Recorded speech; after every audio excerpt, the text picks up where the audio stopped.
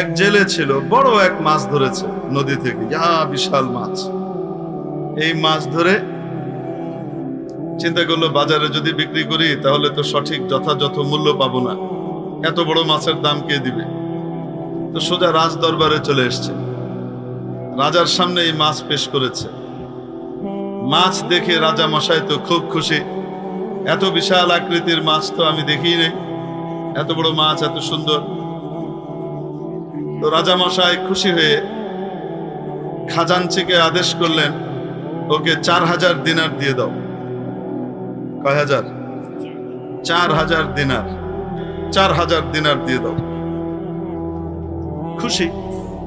এখন এই বেচারা দিনার মাথা নিয়ে, দিনারের যে ঝুড়ি এটা মাথায় নিয়ে রওনা করেছে। পাশে বসা রানীমা, রাজার পাশে। রানীমার কলজে ছিঁড়ে যাচ্ছে, কারণ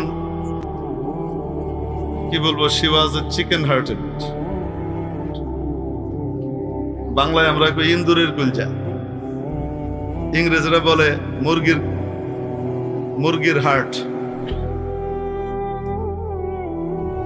পিচ্ছি কলজা তো, তার গা জ্বলতেছে, এতগুলা টাকা দিয়ে দিল বেটারে, মাছের দাম কত, আর কি দিয়ে দিল।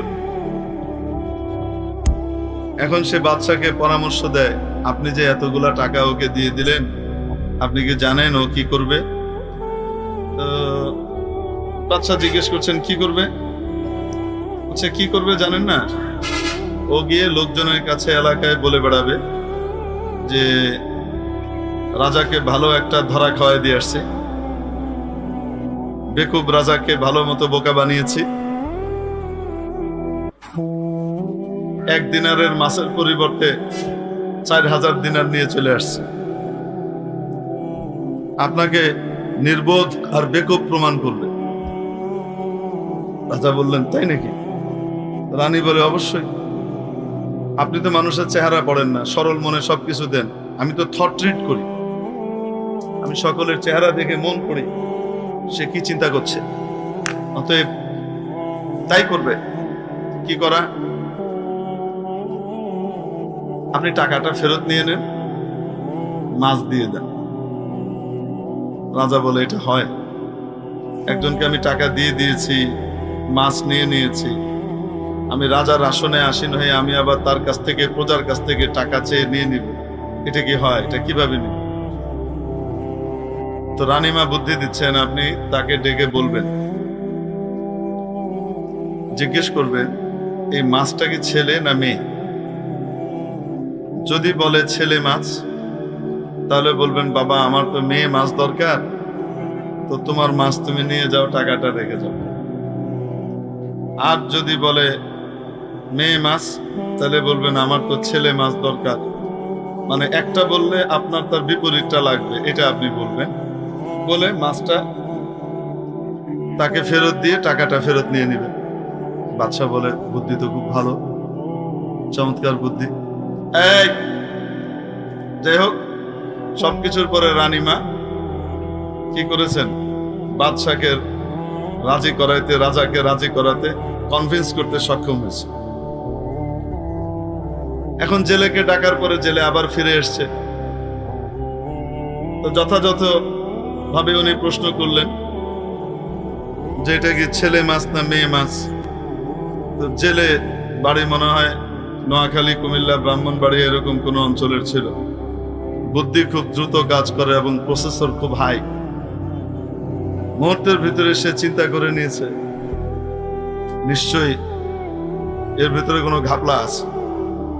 তো সে সাথে সাথে বলছে, মহারাজ এটা ছেলেও না, এটা মেয়েও না, এটা একটা হিজড়া মাছ।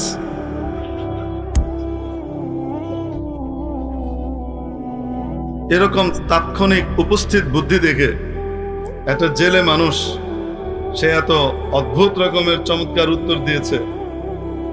এই জবাব শুনে বাদশাহ আরো খুশি হয়ে গেলেন। রাজা বললেন, আরো 4000 দাও। হয়েছে কথা, রানীর তো 4000 গায়ে জ্বলতেছিল, এইবার তো 8000 দেওয়ার পরে সারা শরীরে আগুন লেগে গেছে। এখন কি বলবে? যাই হোক, সে 8000 দিনার নিয়ে মাথায় নিয়ে যাচ্ছে। এতগুলো দিনার, মানে কাঁচা কয়েন, সোনার কয়েনের, এগুলা মাথায় নিয়ে যাচ্ছে। যেতে যেতে হঠাৎ একটা পড়ে গিয়েছে, একটা কয়েন, একটা দিনার পড়ে গেছে টুক করে। বাপরে বাপ, 1,30,000 টাকা বেড়ে গেছে। তো কি করবে? সাথে সাথে সে ঝুড়ি নামিয়ে ওইটাকে নেবার জন্য হাত বাড়িয়েছে।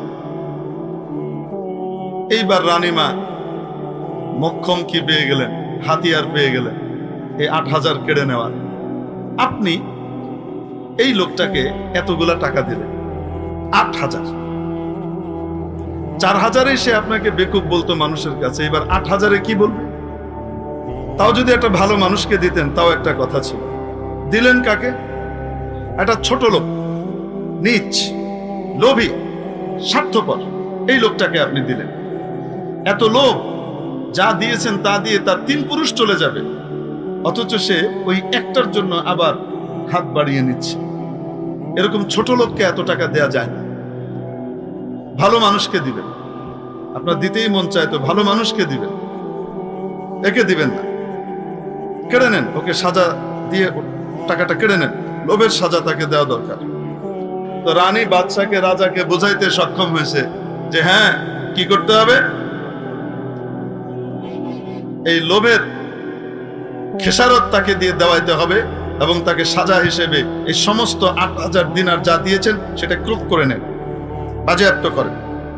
বাদশা বললেন, থাক না, ছেড়ে দাও, নিয়ে গেছে গেছে। আরে আপনি কি বলেন?